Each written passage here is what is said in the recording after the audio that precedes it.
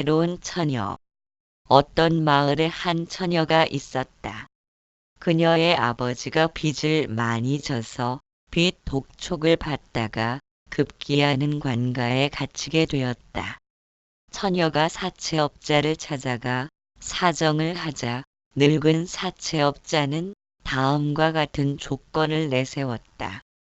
즉 바닥에 깔린 자갈 중에서 흰 돌과 검은 돌을 양쪽 주머니에 하나씩 넣을 테니 만일 흰 돌을 꺼내면 조건 없이 아버지를 풀어줄 것이고 검정 돌을 꺼내면 풀어주는 대신 처녀가 그의 첩이 될 것을 요구했다. 그런데 처녀가 언뜻 보니까 사채업자는 검정 돌을 양쪽 주머니에 넣는 것이었다. 그 순간 처녀는 기지를 발휘하여 주머니에서 돌을 꺼내면서 넘어지는 척하며 꺼낸 돌을 바닥에 떨어뜨렸다. 바닥에는 흰 돌과 검은 돌이 잔뜩 깔려 있어 떨어뜨린 것이 어느 것인지 분간할 수가 없었다. 처녀가 말했다. 떨어뜨려서 정말 죄송합니다. 선생님 주머니에 돌을 보여주시면 제가 꺼낸 돌을 알 수 있지 않을까요? 나무 자르는 흉내를 내다. 어느 날 선사와 제자가 산길을 걷고 있었다. 제자는 묻기를 어째서 세상에는 부유한 사람과 가난한 사람, 건강한 사람과 병든 사람, 행복하고 불행한 사람들이 있으며 어떻게 해야 그들을 도울 수 있겠습니까? 선사가 말했다. 아니다. 그런 질문을 하기 전에 왜 저 나무는 저토록 키가 크고 이 나무는 이토록 키가 작은지를 먼저 물어보아야 하지 않겠느냐? 며칠이 지난 후 선사가 나무를 지고 오는 제자의 도끼를 가리키며 이것이 뭐냐? 고 묻자 제자는 합장을 하고 난 후 도끼를 들고는 나무 자르는 흉내를 내었다. 제노의 파라독스. 제노란 물리학자가 발표한 학설은 다음과 같다. 우리가 어떤 사물에 다가갈 때 반을 다가가면 반이 남고 거기서 다시 반을 다가가면 또 거기에 반이 남는 것이며 또 그만큼의 반을 다가선다면 그것은 다시 반을 남기며 존재한다는 학설을 제노의 파라독스, 즉 제노의 모순이라 한다. 바퀴를 돌릴 때 바퀴의 바깥쪽은 많은 움직임과 변화가 있다. 그래서 생각하기를 중심의 중심을 찾아 들어가면 어딘가 완전히 정지되어 전혀 움직임이 없는 장소를 발견할 수 있으리라고 생각하게 된다. 그러나 중심에 다가서는 내가 있는 한 항상 반은 남아있게 된다. 많은 혼란과 갈등에 쌓여있는 우리는 그것에서 벗어나고자 혼란과 갈등이 완전히 소멸된 중심을 향해 다가서고 싶어 한다. 움직임이 사라진 중심으로 향해 갈수록 변화와 움직임은 거의 정지되어 있는 듯 보이지만 제노의 학설처럼 중심을 향해 다가서면 반이 남고 또다시 거기서 반을 다가서고 거기서 다시 반을 다가선다고 해도 여전히 반은 항상 우리 앞에 남겨져 있다. 마치 10을 3으로 무수히 나눈다 해도 제로에 도달하지는 못하는 것처럼 무수히 나누고 쪼개어도 정지된 중심을 만나지 못한다. 우리가 다가서고 있는 한 완전히 정지된 중심이란 존재하지 않으며 끝없는 생사의 순환과 흐름을 거부하여 계속 앞으로 나아간다고 해도 항상 절반만큼은 우리 앞에 남겨져 있을 것이다. 세상에 변하지 않는 것을 진리라고 한다면 변치 않을 오직 하나뿐인 진리는 모든 것은 변한다는 것이다. 그러한 사실을 깊이 이해하고 끝도 없이 흘러가는 흐름과 순환에 몸을 던진다면 흐름은 곧 나이고 내가 곧 흐름 자체가 된다. 끝을 향해 나아가려는 움직임이 멈출 때만이 저항과 마찰은 어디에도 없으며 갈등과 혼란도 멈추게 된다. 자신을 내세우지 않음이 가장 강력한 힘이다. 예전에 소련에서 음속을 돌파하는 제트기를 만들었을 때 알 수 없는 현상이 나타났다. 비행을 하고 나면 유리에 흠집이 생기는 것이었다. 과학자들은 기체와 충돌한 조류들 때문이라고 생각하여 더욱 강하고 단단한 재질로 만들었으나 결과는 여전히 마찬가지였다. 원인은 바로 물방울이었다. 구름에 맺힌 물방울이 엄청난 속도로 비행하는 제트기에 충돌하면서 일으키는 현상이었다. 미국의 과학자들은 이 원리를 이용하여 빠른 속도로 물을 쏘아 쇠를 절단하는 기계를 발명했다. 잘라내기 어려운 곡선을 절단함으로써 금형 산업의 혁신적인 성과를 이룩하였다. 그러나 이 원리는 오래전부터 존재해왔다. 바닷가의 둥근 조약돌이나 떨어지는 빗방울로 깊게 패인 돌들은 물의 엄청난 힘을 말한다. 이처럼 물의 강한 힘은 자신의 형태를 고집하지 않는 부드러움에서 비롯된다. 물은 자신을 내세우지 않는다. 컵에 담았을 때 사발의 형태를 고집하려 들거나 사발에 담았을 때 컵의 형태를 보존하려는 노력도 없다. 단순히 컵이 되고 사발이 될 뿐이다. 그것을 이기고 지는 관점에서 바라본다면 스스로 패자가 되기를 간청하는 것과 같다. 스스로 패자가 되기를 원하는 상대를 이긴다는 것은 아무런 의미도 없다. 따라서 누구하고도 마찰을 일으키지 않는다. 만일 자신의 형태를 고집하고 주어지는 모습에 저항한다면 그것은 투쟁이다. 투쟁하는 것은 주어진 본성을 버리고 다르게 변하기를 바라면서 자신을 왜곡시키려는 것은 문제를 바로 보지 못한 것이며 틀린 문제에 바른 해답을 구할 수는 없다. 자기 자신에게 진실하다면 모두가 등을 돌리고 손가락질하더라도 아무런 상처를 입지 않는다. 자신의 분수를 있는 그대로 알아차리고 자신에게 진실할 때 그러한 이해는 조화를 이루며 모두가 찾고자 하는 깨달음의 땅은 지금 바로 여기에서 존재한다는 사실을 알아차린다. 밧줄과 뱀. 밧줄을 뱀으로 알고 놀란 사람은 뱀은 실제로 존재하는 것이 아니므로 마음속의 하나의 관념으로서만 존재한다. 그러나 그 관념은 그에게 많은 걱정과 두려움을 야기할 수 있다. 뱀이라는 거짓된 관념이 덧씌어지는 바탕인 그 밧줄을 바로 보게 되면 뱀이 실제한다는 관념은 일순간에 사라지고 만다. 사라진 것은 진짜 뱀이 아니라 그릇된 관념일 뿐이다. 마음이라는 거짓된 관념이 덧씌워지는 바탕은 참나이다. 우리가 마음을 볼 때 그 바탕인 참나는 마음이라는 거짓된 관념에 의해 가려져 보이지 않는다. 반면에 참나를 보게 되면 마음은 존재하지 않는다.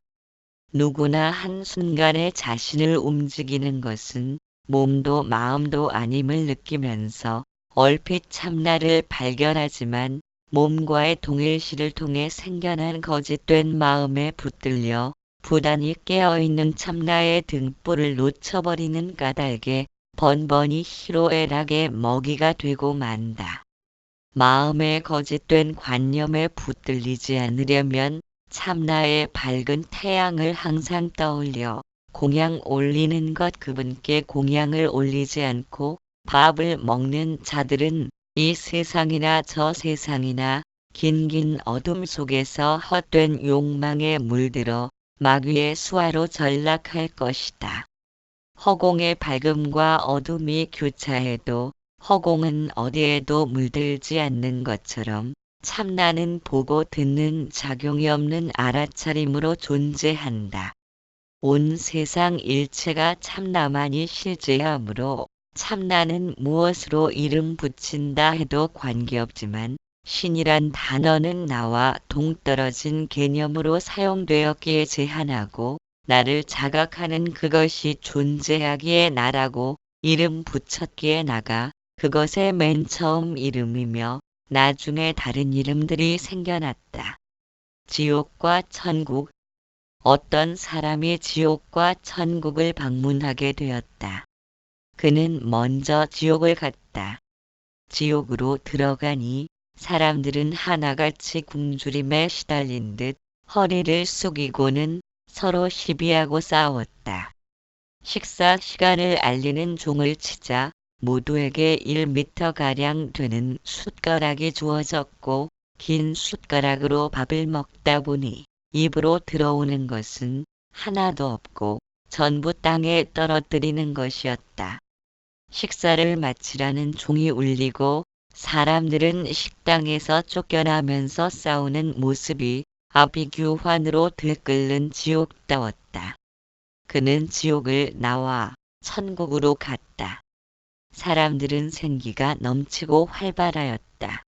그들은 서로 인사를 나누며 웃음과 신뢰를 잃지 않았다. 식사 시간이 되자 지옥과 같은 숟가락이 지급되었다. 그러나 그들은 상대방에게 음식을 권하고 서로 먹여주고 있었기 때문에 바닥에 떨어지는 음식도 보이지 않았다. 식사를 마치는 종이 울리자 서로 길을 양보하면서 질서 있게 식당을 빠져나오는 정감에 찬 모습들이 화기애애하다. 소크라테스의 독배. 기원전 399년 평소 소크라테스를 눈의 가시처럼 여긴 아테네 지도층 인사들은 신을 믿지 않는 불경죄와 청소년들의 정신을 타락시켰다는 것을 이유로 그를 법정에 세우고 사형을 선고하였다. 소크라테스는 사형을 면할 수 있는 2번의 기회를 포기했다. 첫 번째는 사형 대신 아테네를 떠나 망명객이 되는 것이고 두 번째는 절친인 크리톤이 간수를 매수하여 처형되기 전날 제발 탈옥해 줄 것을 종용했다. 소크라테스는 지금이야말로 자신이 죽음을 선택할 수 있는 가장 적당한 시기이며 어떻게 죽는다 해도 내 육체가 땅에 묻히기는 마찬가지라고 말하며 신이 인도하는 대로 따라가도록 나를 내버려 달라면서 탈옥을 거부하였다. 이윽고 사형 선고의 날이 밝아오자 철학의 자유를 지키기 위한 신성한 싸움에 소크라테스는 자신의 목숨을 기꺼이 바쳤으며 악법도 법이다라고 말하며 독배를 마시고 난 후 천천히 걷기 시작했다. 잠시 후 다리가 말을 듣지 않자 슬퍼하는 친구와 제자들 앞에서 이렇게 말했다. 이제 독은 완전히 퍼졌고 감각은 마비되었지만 의식은 아직도 또렷하다. 그리고 완전히 다리가 말을 듣지 않자 반드시 누운 채로 가까스로 다시 말했다. 이젠 더욱 마비되어 말조차 바르지 않지만 분명히 의식은 전과 다름없이 또렷하다. 그렇다면 육체는 죽음을 맞아도 의식은 여전히 또렷할 것이고 나는 항상 변함없는 그대로 이것이다라고 하면서 세상을 떠났다. 그리고 399년이 지난 후 예수가 태어났다. 밤하늘의 별.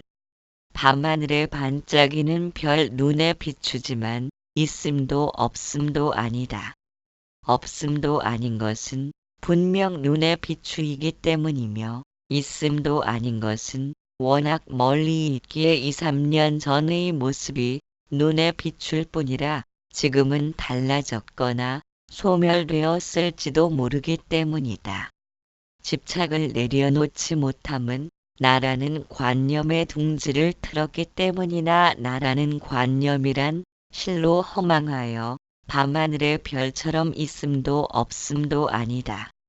전생 현생 내생의 나는 끊임없이 이어지는데 그 중에서 무엇을 나라고 할 것인가? 현생의 나만을 나로 한다면 전생에서도 그렇게 믿어왔듯이 흐르는 강물에 표시를 한 것처럼 허망하기 짝이 없는 관념으로 인하여 아픔과 고뇌로 얼룩진 고통의 삶을 벗어나지 못한다. 집착 없는 마음 하나 성취하려고 눈에 비추이는 모든 것을 밤하늘의 별처럼 신기루와 같은 환영임을 매번 떠올리며 본다 해도 품성과 인격이 미치지 못하는 자가 삼계를 벗어나기란 생사를 도려내는 아픔만이 즐비하게 늘어선 삶이기에 삼계란 본래부터 있는 것도 아니건만 없는 것에서 벗어나려니 참으로 예산일 아니네. 마음을 통달한 사람이란 보고 들으면서 밖으로 흘러가는 흐름을 안으로 되돌리지 못하면 칠지인 원행지를 넘어서지 못해 칠지는 초지가 되고 초지는 다시 오지가 되며 오지는 이지가 되고 이지는 육지가 되는 등으로 수행에 무슨 차례가 있으랴만 칠지 안에서 바퀴 돌듯 수전하기에 붙박이 성문연각을 어리석다 말하네. 흐름을 안으로 되돌린다는 것이 무엇을 의미하는지 당체를 알지 못하면 붙박이에서 어찌 벗어날 수 있으랴. 귀는 소리를 듣지만 어느 쪽에서 소리가 나는지 안다는 것은 소리가 없는 쪽도 듣기 때문이며 형상을 보는 것도 형상 없는 허공을 보는 것이 가능하기에 소리와 형상에 있고 없음을 모두 보고 듣지만 형상과 소리만을 쫓아다니며 보고 듣기에 형상과 소리 없음을 보고 들음에는 무심코 흘려보내고 있네. 형상과 형상 없음, 소리와 소리 없음 등으로 있음과 없음을 모두 보고 들을 수 있는 것은 있음과 없음이 모두 사라진 절대무의 자성으로서 보고 들음을 행하는 까닭이기에 보는 자와 보이는 대상이란 아지랑이처럼 생겨났음에도 주관과 객관, 이것과 저것을 나누려는 습성은 형상과 소리에 치우친 까닭이며 당체를 가로막기에 부동지인 팔지로 들어서지 못하는 한계가 되어 유의적인 노력이 어리석다 말함은 이 때문일세. 마음을 통달한 사람이란 마음을 훌륭하게 단속하면서 잘 설명하고 남들에게 잘 가르쳐 보이는 사람이 아니라 흐름을 돌이켜 늘 자성을 듣고 있기에 보고 들어도 보고 듣는 바가 없으므로 도무지 뜻도 없고 과거나 미래를 떠올리지 않아. 삶이란 묘한 보리의 길인데도 고달파는 것은 어딘가로 향하려는 방향이 잡힌 탓이지만 거짓 깡통을 던져버리고 자유를 구걸하지 않으며 눈 씻고 찾아도 마음이란 없는 사람을 비로소 마음을 통달한 사람이라 부르네. 끊어짐 없는 내면의 진동, 자성의 소리를 들으라. 고통에서 벗어나기 위해 끝없이 달리지만 갈구함이 고통을 일으킨다는 사실을 알지 못하면 언제나 같은 굴레에 얽매여 참으로 더덥고 무상한 삶이 아닐 수 없다. 누구나 할 것 없이 매번 태어나 힘겨운 산의 정상을 오르지만 결국은 죽음 앞에서 처참하게 무너지고 마는 참담한 운명의 굴레에 묶여 있기에 굴레에서 벗어나는 유일한 해결책을 쥐고 있는 자성과의 사랑에 빠지기도 한다. 방편에 연연하며 깨달음을 보려는 환상에 붙들린 것이 자성과의 사랑에 빠진 것이라 병에 걸린 줄도 모르고 법을 행한다고 믿는 착각이 횡행하기에 말법 시대라고 한다. 자성이 본래 나라는 일깨움이 깨달음이라면 과연 우리는 무엇을 따로 행할 수 있겠는가? 자성을 취하려고 행해왔던 모든 것이 자성은 내가 아니라는 미혹에서 방황하고 있었음을 깨닫는 것 이외에 필요한 것은 없으리라. 그런데도 인간은 무언가를 하지 않으면 불안감을 느끼는 존재이기에 끊어짐 없이 울리는 내면의 진동, 자성의 소리를 들으라.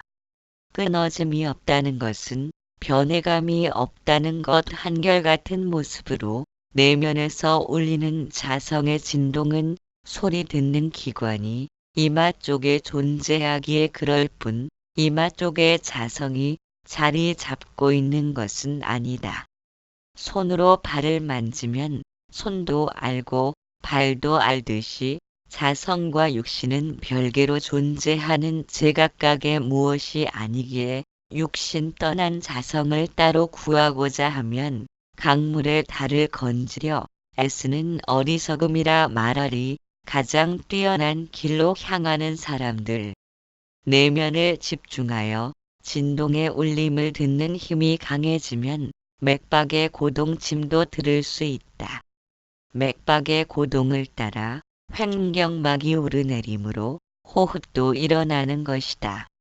6시 방향에서 횡격막이 올라가면 들숨이 시작되고 12시 방향에서 횡격막이 내려가면 날숨이 시작된다. 시계 방향을 따라 4단계를 거치면서 들숨과 날숨이 운행되므로 생명체는 오존층으로 덮여있는 허공의 생명에너지인 프라나를 통해 육신을 보존하고 있다. 가장 뛰어난 길로 향하는 사람들은 세상의 인도를 받는 삶을 살아가며 맥박으로 고동치며 호흡하는 빈 그릇, 그것이 우리가 도달해야 하는 궁극의 자리이다. 마음은 매양세간에서 붙어 살려고 하지만 업으로의 움직임은 삼계를 벗어나려 한다. 나는 너의 용모를 좋아하고 너는 나의 마음을 사랑하여 시작되는 애정은 모든 생명체가 윤회를 받는 근본됨이라. 문수보살 개송으로 이르길 마치 환술사가 모든 남녀 만들세 손과 발 놀리지만 고동은 한 곳 고동만 쉬고 보면 고요한 것뿐 뛰놀던 남자 여자 어디 있느냐? 참나는 이미 깨달아 있다. 우리들 본성인 참나는 항상 깨달아 있으므로 깊이 잠들었다 깨어났는지 선잠이 들었는지를 아는 것이다. 의식이 잠들어 마음이 사라진 상태에서도 맥박이 뛰고 호흡하면서 육신을 정상적으로 움직일 수 있도록 하는 무언가는 내가 좌지우지할 수 없고 내가 보낼 수도 없는 그것이 참으로 나일 것이다. 그것을 어찌 나 아닌 것으로 완성시키려 하는가? 의식이 깨어나야만 동작되는 마음을 나라고 믿는 것은 반쪽짜리 관념적인 나일 뿐이다. 따라서 깨달음이란 늘 깨어있는 본성이 나라는 사실을 깨닫는 것이다. 본성은 언제나 깨어있으며 완전하기에 다시 완전해지는 과정이 필요치 않으나 참나의 본성으로 살지 못하는 미혹으로 인하여 인간은 완전하기를 열망하는 무명의 늪 속에 빠져 있다.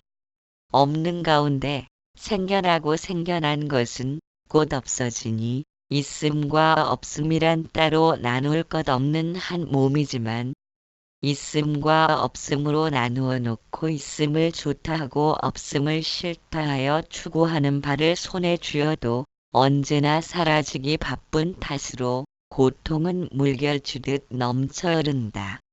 본래부터 깨달아 있는 본성을 다시 깨닫고자 함은 어리석음만 더할 뿐이며 이미 완전한데도 다시 완전해지려는 미혹을 내려놓고 깨달을 것이 본래 없음을 알아 추구하는 바가 소멸되면 허덕이는 마음이 쉬고 마음이 쉬면 스스로 충만한 지복감이 무한하게 빛나리라. 삼아승지 겁을 닦아야 솟구치는 한 생각. 우리는 이미 깨달아 있는데도 보고 듣고 맛봄으로 생겨난 온갖 장애물에 가로막혀 그것을 받아들이기가 쉽지 않다. 경전에서는 삼아승지 겁을 닦아야 성불한다고 하였듯이 새가 알을 깨고 나오듯 자신은 이미 깨달아 있다는 한 생각이 솟구쳐 나옴으로써 그와 같은 한 생각이 모든 어둠과 무명을 타파하고 완전한 존재로서 거듭나게 되는 것이다. 셀 수 없이 무량한 세월 동안 도를 닦아야 드러나는 한 생각이지만 깨침의 불법을 만났다는 것은 측량할 수 없는 세월 동안 도를 닦아왔음을 의미한다. 깨달음에는 알맹이가 없다. 만일 알맹이가 있다면 그보다 더 크고 훌륭한 것을 찾아 끝없이 달려야 하므로 그것은 깨달음이 아니다. 알맹이 없는 깨달음이기에 얻을 바가 없으므로 우리는 이미 깨달아 있는데도 어째서 즉각적인 깨침을 성취하지 못하고 내일을 기약하면서 스스로 거부하는지 찬찬히 살펴보아야 한다. 자신은 이미 깨달은 부처라는 사실을 달기 알을 품듯이 늘 각인시키면서 하고자 하는 뜻을 일으켜도 세상의 허락을 받지 못하면 이루지 못함을 알아. 이 세상 어느 것 하나 부처 일 아닌 것 없으니 오고감에 무심하여 이것저것 마음 쓰지 말고 이미 부처임을 깨달아 중생 노릇 그만 멈추라.